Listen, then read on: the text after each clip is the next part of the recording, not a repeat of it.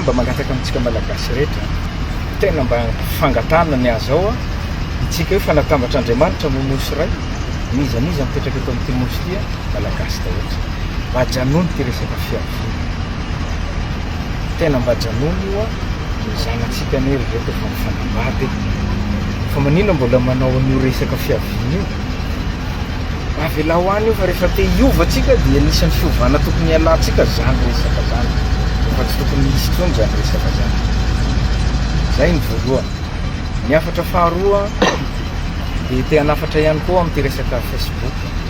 tena manome fahalalana zay zao tena manome fahalalana zay ny olona iresaka rehetra fa tia mifanala baraka sy mifanompo amin'ny Facebook kosa misy lalàna ny feony misy lalàna ny feony io dia aoka mba hoajaitsika zany lalàna mifehy Facebook zany mba hampifankatia antsika malagasy rehefa manaja an'io lalàna io ny antsika dia mifankatio azy fa tsy tokony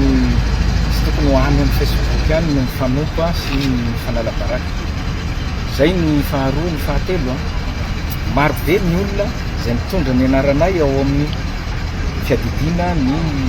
fanavaozana ny repoblika any amin'ny faritra rehetra any na eto Antananarivo azy mitondra ny anaranay manao contrôle zavatr'olona maka vola amin'olona omena plasy misy maka vola amin'ny fiaonana amiko malokana na fiaonana amin'ny Andriamatao Prime Ministre tena mba janony tsy avy aminay reny